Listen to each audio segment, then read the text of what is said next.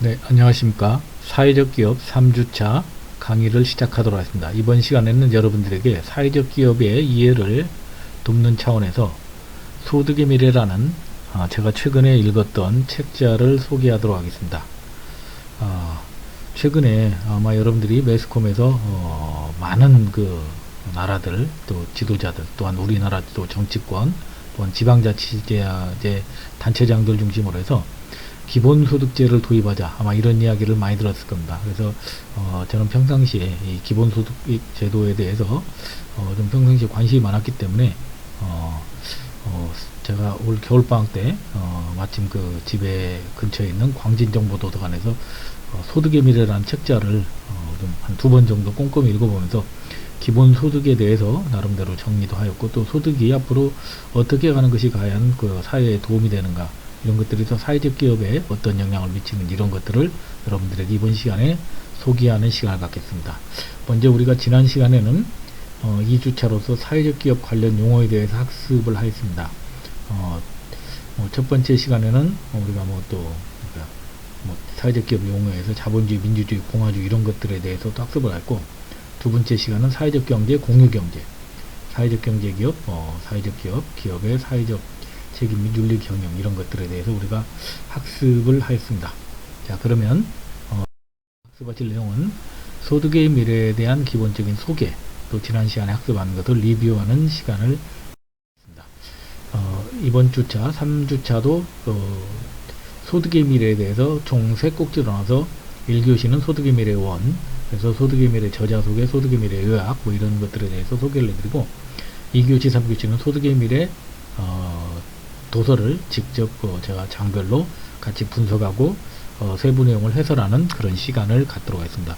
아마 여러분들께서 이 책을 직접 읽으신 분이 많지 않기 때문에 이 강의를 들으면 아마 최근에 말하는 기본소득제라든지 아니면은 향후에 어떤 사회적인 어떤 트렌드, 소득이 어떤 식으로 발전되어 가는가, 또 사회가 어떤 식으로 함의되어야 되는가, 이런 것들에 대해서 여러분들에게 좀 해안이 되는 좋은 시간이 되기를 바랍니다. 자, 그러면 우리가 지난 시간에 우리가 다뤘던 내용의 첫 번째가 우리 사회를 다루는 세 가지 이념, 아마 여러분들이 너무 잘 아시는 자본주의, 또한 또 우리가 또 살고 있는 민주주의, 또 우리나라는 또 헌법에서 대한민국은 민주공화국이라는 헌법의 어떤 기본 전문에 나오는 공화주의, 세 가지에 대해서 우리가 지난 시간에 살펴봤습니다. 그래서 일단 이제 자본주의는 기본적으로 우리가 자본 중시와 자본 추구를 하게 됩니다. 민주주의는 반대로 인권 추구를 합니다. 그래서 자본주의와 민주주의는 항상 대치 관계에 있습니다. 그래서 인류 역사는 우리가 쭉 과거 우리가 선사시대 때부터 돌아보면 인류 역사는 결국은 생산성 증대를 위한 투쟁의 역사라고 볼 수 있습니다. 그래서 자본주의가 발달하게 된 것은 우리가 18세기 산업혁명 이후에 급격히 기계를 활용한 생산성 증대가 이루어지면서 이제 자본주의 사회에 대해서 전 인류의 어떤 관심사가 이제 생산성 증대를 위해서 자본주의를 이제 많이 관심을 가졌던 것이 사실입니다. 그런데 중요한 것은 생산성을 우리가 기계로만 증대를 할 수 없다는 얘기죠. 결국은 생산성 증대를 위해서는 사람이 투입돼야 되는데 우리 민주주의의 가장 또 중시가 바로 우리가 인권 추구라고 했습니다. 인권 추구. 그래서 결국은 인간은 존중을 받아야만 생산성이 증대가 됩니다. 그래서 인간 존중과 이런 것들은 결국은 또 자본 추구는 약간 대치되는 관계가 있기 때문에 최근에 현대는 자본이 모든 것을 대체하는 자본 만능주의로 민주주의의 근간이 퇴조되고 있는 것이 사실입니다. 그래서 우리가 이제 지난 시간에 자본주의의 또 어떤 특징은 무엇이고, 민주주의는 또 어떤 걸 추구하고 있고, 또한 또 공화주의는 실제로 공화주의라는 것은 어떤 그 집단지성이나 또한 어떤 공동의 선, 이런 것들을 추구하는 게 공화주의인데, 이런 것들에 대해서 우리가 지난 시간에 학습을 하였고, 이제 이런 것들을 절묘하게 조합하는 어떤 우리 사회의 어떤 아젠다를 만들 필요가 있다는 것을 우리가 지난 시간에 자, 그러면 또 우리가 지난 시간에 학습했던 것들이 사회적 기업입니다. 그래서 사회적 기업은 이제 우리가 그림으로 이렇게 표로 딱 비교를 해봤을 때 우리가 크게 어느 영역을 사회적 기업이라 하느냐. 우선 소유권이 공공기관에 있느냐 아니면 사적기관에 있느냐에 따라서 공공기관에 소유권이 있으면 우리가 일단은 공기업이나 사회적 경영이 될 것이고, 소유권이 예를 들어 사적 영역이 있으면 사기업 또는 사회적 기업에 속한다. 그래서 우리가 사회적 기업을 우리가 간혹가다 오해하시는 학생분들이 사회적 기업이 마치 공공기관의 성격을 띠는 것이 아니냐 생각하지만, 사회적 목적을 추구하기 위한 실질적으로 사적기관이라는 것을 기억을 하시기 바랍니다. 자, 그래서 상업적 의도가 좀 많으면 우리가 소유권도 사적기관이고, 상업적 의도가 아주 많으면 사기업이고, 소유권은 공적에 있고 상업적 의도가 또 있으면 공기업에 해당되고, 소유권은 공공기관에 있고 사회적 의도가 또 높으면, 기업의 기본 목적이 사회적 의도가 높으면 사회적 경영이라고. 자, 소유권은 사적에 있지만 사회적 의도가 높은 것을 우리가 사회적 기업이라 한다. 한마디로 사회적 기업은 소유권은 기업의 사적 소유면서 사회적 의도를 추구하는 기업을 우리가 사회적 기업이라고 정의를 내릴 수가 있습니다. 자, 그래서 사회적 기업의 유형은 우리나라 지금 현재 우리나라 사회적 기업을 인증을 해주고 있습니다. 사회적 기업을 국가가 직접 주도해서 인증하고 있는데, 사회적 기업은 크게 5개 유형으로 구성이 된다. 그래서 사회적 기업에서 가장 먼저 첫 번째가 일자리 제공형이죠. 일자리 제공형이라는 것은 일단 취약계층에 일자리 제공하는 비중이 30%를 넘었을 때 우리가 일자리 제공형이라 한다. 그래서 사회적 기업의 가장 그 모토가 어떤 사회적 가치 추론인데, 사회적 가치를 달성하는 첫 번째는 우리가 취약계층 또는 일이 필요한 사람에게 일자리를 제공하는데, 그 중에서도 취약계층에게 일자리 제공 비중이 30%를 넘는 것을 우리가 사회적 기업 육성에서 일자리 제공형이라고. 자, 두 번째, 우리가 또 지역사회 서비스 제공형이 있습니다. 또 사회적 기업의 목적이 우리가 지역사회 서비스를 제공하는 목적이, 지역사회 서비스 제공하는 것이 30% 이상이면 우리가 또한 또 사회적 기업 육성법상 우리가 사회 서비스 제공형이라고. 세 번째 유형인 혼합형은 사회 서비스 제공형과 일자리 제공형의 두 가지를 믹싱해서 조금 비중을 낮춘 거죠. 취약계층의 일자리 제공 비중이 20%가 넘고, 그 다음에 사회 서비스를 제공하는 것이 또한 20%가 넘으면 이것을 우리가 두 가지가 믹싱했다 해서 혼합형이라 합니다. 또한 네 번째는 우리가 지역사회에 우리가 이제 역할을 하는 것을 우리가 지역사회 공헌형이라고, 여기에는 나와 있지 않습니다만 이제 과거에는 기타형이라고 하고, 2019년 1월부터는 이제 우리가 창의혁신형이라는 5개 유형으로 사회적 기업이 구성이 되어 있다. 자, 그러면 우리가 이제 이번 시간에 여러분들이 학습하실 소득의 미래에 대해서 소개하도록 하겠습니다.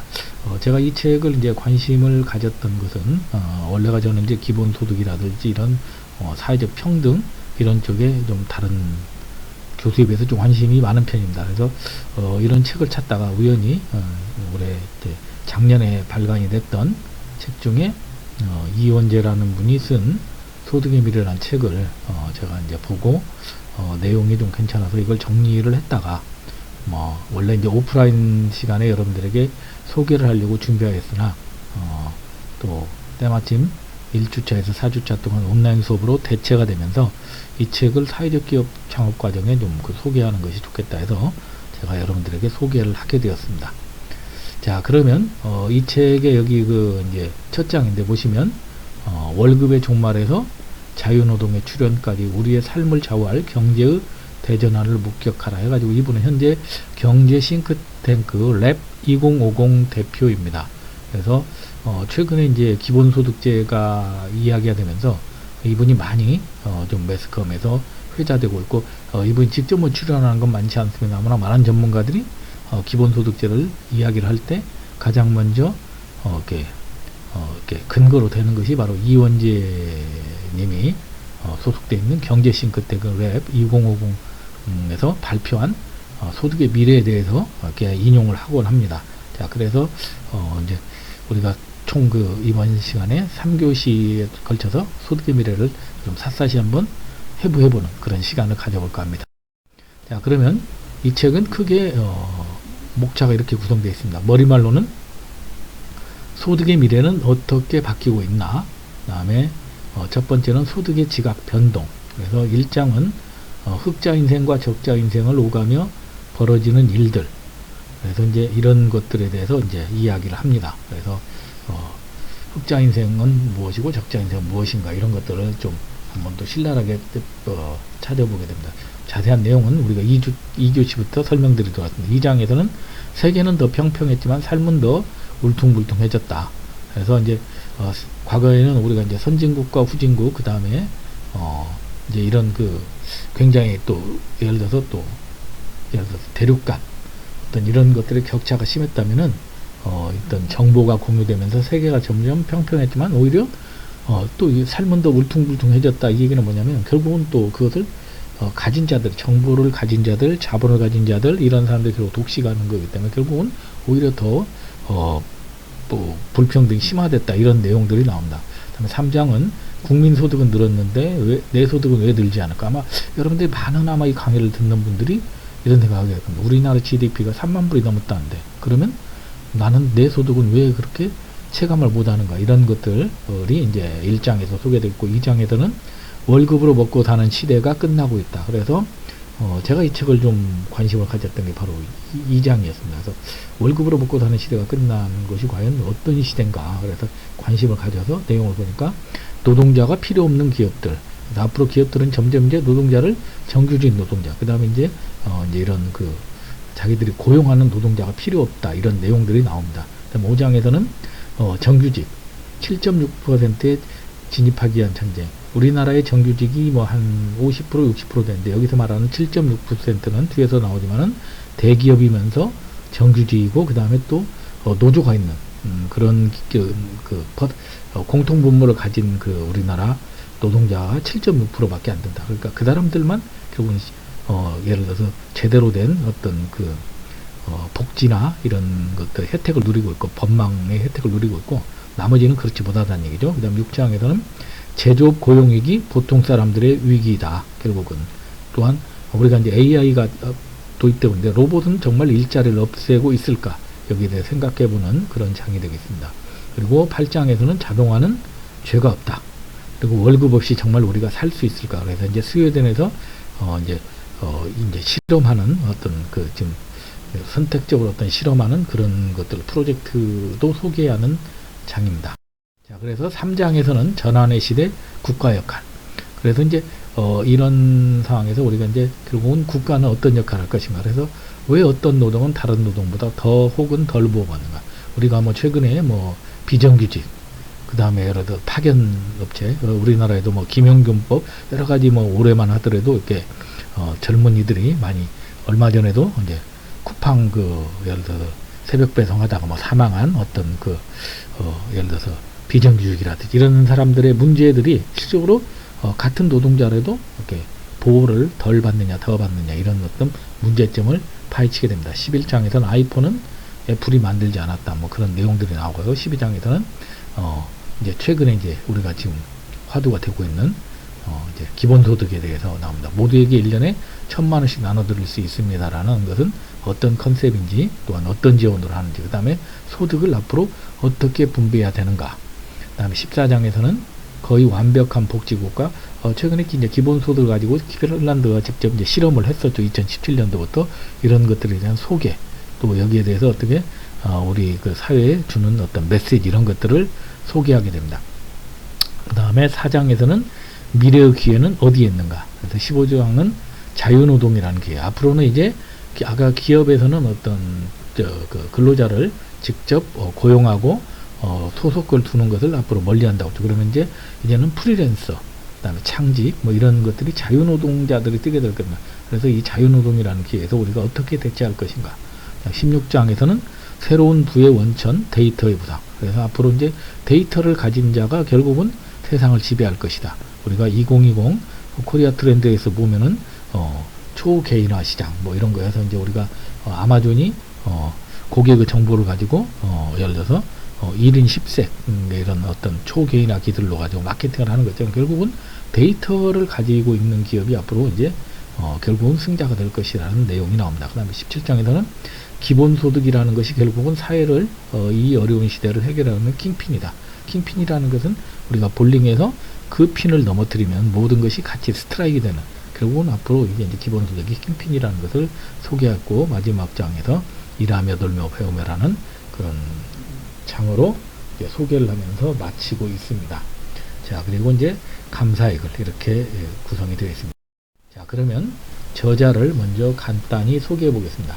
저자는 연세대에서 경제학을 전공한 뒤 한겨레 경제부 기자로 일했습니다. 그래서 기자 시절 IMF 구제금융 사태 및 닷컴 기업들의 성장과 몰락을 현장에서 직접 목격하고 착한 기업과 좋은 경영을 제대로 공부하기 위해서 이제 해당 신문사를 떠나서 미국의 MIT 슬론 스쿨 MBA 과정에 입학해서 이 기간 동안에 한국 경제의 이제 거대한 잠재력을 발견하고 이때의 경험을 바탕으로 한 주식회사 대한민국 희망 보고서라는 것을 이 사람이 이제 쓰게 되고, 이게 그 당시 노무현 대통령에게 요약 보고되면서 이제 공직사의 필독서가 되기도 해서 이 사람이 이제 그대로 이제 강연이나 이제 매스컴에서 많이 이제 회자가 됐습니다. 그래서 이 사람은 귀국 뒤에 삼성경제연구소 수석연구원으로 일하면서 기업의 사회책임 경영과 사회적 기업을 연구했고, 독립적인 싱크탱크를 만들겠다는 꿈을 안고 한겨레 경제연구소를 설립해서 5년 반 동안 소장을 지낸 뒤에 현재는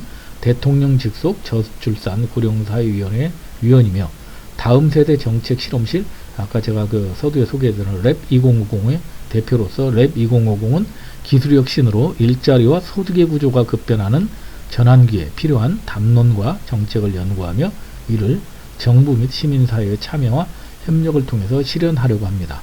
급격한 변화의 시기에 우리 소득의 미래는 어떻게 바뀔 것인가를 전망하는 이 책은 이원재 개인의 저서임과 동시에 그가 감사의 말에서 밝힌 것처럼 랩 2050의 지향과 역량이 집약된 공동의 결과물이라고 말할 수 있습니다. 자, 그러면 이 책의 요약을 간단히 먼저 해드리겠습니다. 그래서 회사에서 일한 대가로 소득을 얻고 생계를 꾸리고 결혼을 하고 집을 사고 노후를 준비한다. 지금까지는 이것이 보통의 삶, 당연한 삶이었다. 그렇다면 10년 후에도 과연 이럴 것인가? 우리가 직장에 다니고 월급을 받으며 생활하게 된 것은 불과 100년 정도밖에 안 됐다.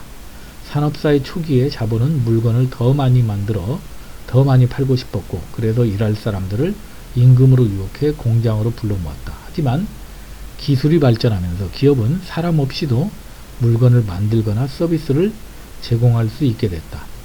이제는 일자리가 없고 월급이 없는 것이 삶의 기본값이 됐다. 일자리와 소득의 구조가 급변하는 시기에 필요한 담론과 정책을 연구하고 대안을 모색하는 랩 2050 대표인 저자 이원재는 구체적 데이터와 사례로 시대 흐름에 대한 질문에 답하고 전환기의 혼란과 고통을 줄여줄 해법을 제시한다. 옛것이 사라진 자리에는 새로운 것이 들어서기 마련이다. 저자 이원재는 기존 임금 노동 대신 자유노동이 늘어날 것이라고 전망한다.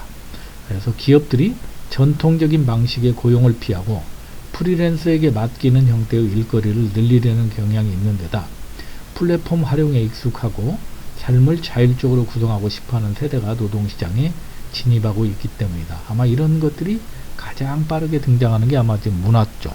그래서 여러분들이 이제 방송만 하더라도 과거에는 대형 방송사가 모든 것을 주관하는 시스템이 있다면 지금은 이제 플랫폼을 대형 방송사가 활용해서 각종 프리랜서에게 일거리를 맡기고 거기에서 이제 모든 것을 외주로 이제 프로젝트를 해결하는, 드라마나 모든 것들을 해결하는 이런 것들이 아마 불과 한 10여 년 전만 하더라도 우리한테 익숙지 않았지만 이제는 너무나 자연스럽듯이 앞으로는 이제 기존 임금 노동을 해서 이제 대기업이나 정부나 이런 제도에 의해서 보호를 받는 사람보다는 자유노동을 하는 사람이 늘어난다는 얘기는 그만큼 이제 고용의 안정성도 낮아지게 되고 법적 보호 장치도 없어지게 되는 거죠. 그래서 이제 저자는 이 책에서 이제 제안을 하면서 앞으로는 이제 국가가 이런 어떤 자유노동을 하는 사람에게도 기본적인 보장을 해주는 기본 어떤 보장 프로그램을 만들지 않으면 안 된다고 이야기를 하게 됩니다. 그래서 저자는 임금 노동이 쇠퇴하는 지금 국가가 20세기에 만들어 놓은 고용자만을 위한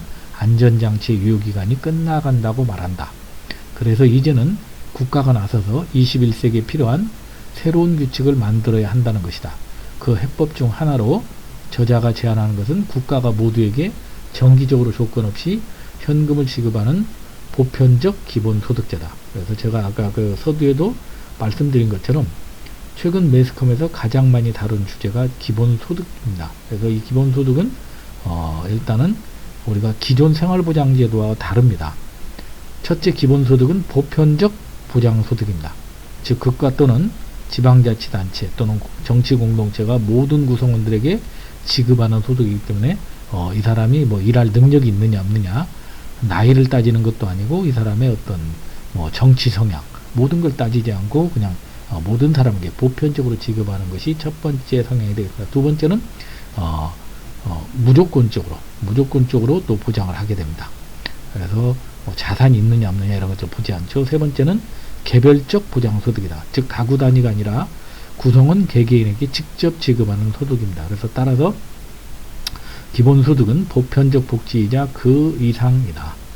모든 구성원의 적절한 삶을 보장한다는 점에서 보편적 복지이고 단순한 재분배 정책이 아니라 사회적, 생태적 전환의 기초가 된다는 점에서 이행 전략이라고 말할 수 있습니다. 기본소득은 정의상으로는 매우 단순하지만 필요성, 정당성, 지향성의 측면에서는 복합적이고 심층적입니다. 그래서 우리는 이제 기본소득이 왜 필요한지, 기본소득은 왜 정당한지, 기본소득은 어떻게 그러면 재원을 마련할 것인가, 기본소득은 앞으로 미래의 어떤 사회를 지향하는가, 이런 것들을 우리가 2교시, 3교시에 통해서 여러분들이 소득의 미래라는 책자를 통해서, 물론 뭐 이 책이 명확한 어떤 그 정답을 말한다고 할 수 없지만 그래도 최근에 우리가 이제 이미 많은 관심을 갖고 있고 이미 또 정치인들도 아니면 지자체장들도 최근에 이제 직접적으로 우리가 이제 코로나19라는 재난, 그 어떤 갑작스런 재난으로 인해서 이게 화두가 되고 있지만 실질적으로 이게 이제 모토가 돼서 우리가 이제 기본소득을 앞으로 미래 사회를 어떤 바라보는 어떤 새로운 어떤 시스템으로 우리가 도입해야 되는 것을 어떤 당위성이나 이런 그 필요성을 같이 생각해 보는 계기가 되지 않을까 생각합니다.